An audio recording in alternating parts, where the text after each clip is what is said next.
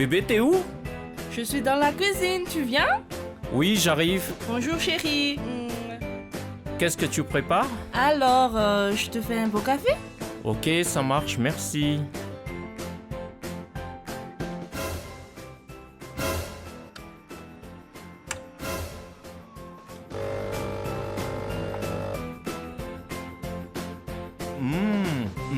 Tes toasts grillés? Non? De quoi tu parles? C'est la prise! Appelle le 118! Appelle le 118! Bonjour à tous et bienvenue dans les 5 minutes Gilman. Nouvelle année, nouvelle façon pour nous de nous inviter chez vous dans cette émission. Un incendie sur 3 est d'origine électrique. C'est encore très courant de nos jours. La mésaventure de ce couple peut arriver à n'importe lequel d'entre nous, car la moindre négligence peut nous coûter cher. L'utilisation des multiprises où on branche plusieurs appareils, des vieilles installations électriques non conformes, l'usure des installations ou équipements, etc. Toute une multitude de facteurs peuvent causer ces incendies, mais ceux-là restent les plus fréquents. La bonne nouvelle, c'est qu'il est tout à fait possible de prévenir ces incidents. On a déjà vu dans notre toute première émission la méthode à suivre pour éviter une surcharge électrique. Elle consiste tout simplement à ne pas dépasser la puissance maximale autorisée par la prise ou la multiprise.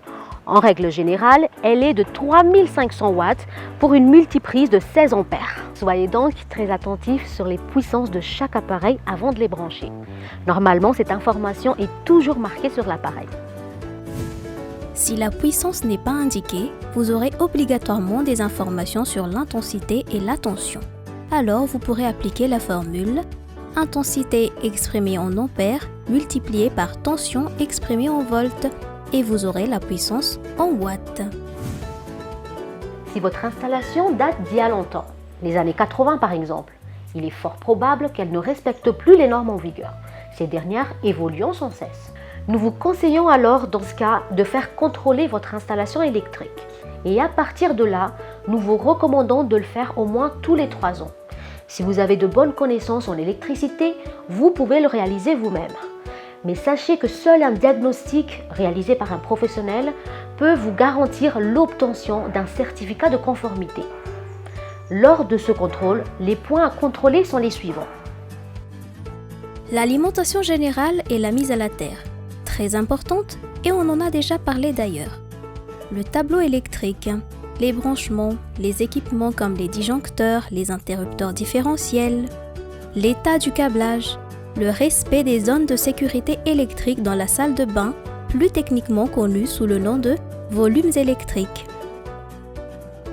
Et si jamais ce diagnostic n'est pas favorable, il faut penser à faire des rénovations ou une remise aux normes. Et pour ça, il est préférable de passer par un électricien qualifié. Et surtout, n'oubliez pas, cet électricien devra vous parler de la norme NFC 1500 que l'on a aussi évoquée dans cette émission plusieurs fois. Si ce n'est pas le cas, méfiez-vous. Il ne faut pas non plus négliger l'état de vos appareils, mixeurs, micro-ondes, lampes. Il faut les contrôler régulièrement. D'ailleurs, il faut porter une attention particulière sur l'état de leurs câbles pour voir s'il y a des fils dénudés ou abîmés. Et surtout, évitez de les faire passer dans les embrasures de portes, de les écraser sous les meubles ou encore de les cacher sous un tapis.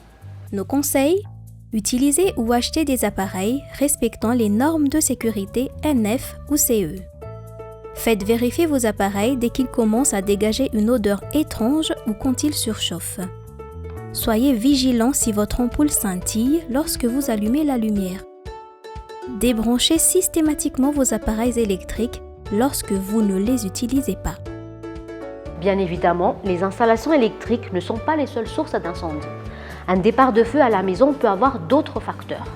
Une bougie laissée sans surveillance ou mal éteinte, des jeunes enfants qui aiment jouer avec les allumettes ou des objets inflammables, les cigarettes.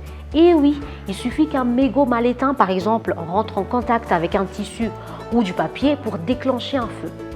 Et le savez-vous que même un tissu trempé dans du liquide inflammable, de l'huile, de la graisse, pouvait s'auto-allumer si vous la laissez en boule? Il y a un risque de réchauffement. Dans ce cas, il faut plutôt les sécher à l'air libre pour que le produit s'évapore si vous ne pouvez pas le rincer dans la minute. Avant de nous quitter, un dernier partage. Comme on aime le dire, il vaut mieux prévenir que guérir. Une bonne préparation peut vous aider à protéger toute votre famille en cas d'incendie. Équipez-vous, si ce n'est pas déjà fait, de détecteurs de fumée. S'il vous plaît, ce sera votre première alerte et votre premier moyen de défense. Nous vous conseillons également d'avoir un extincteur chez vous. Mais il faut tout de même faire attention car ils ne sont utilisables que pour les petites flammes ou les débuts d'incendie encore maîtrisables. Si le feu s'est déjà propagé, il faut plutôt quitter les lieux au plus vite et composer le 118 pour appeler les pompiers. Voilà, c'est tout pour aujourd'hui. Je vous remercie d'avoir été au rendez-vous. Je vous dis à très bientôt. En attendant, restez bien prudents. Au revoir.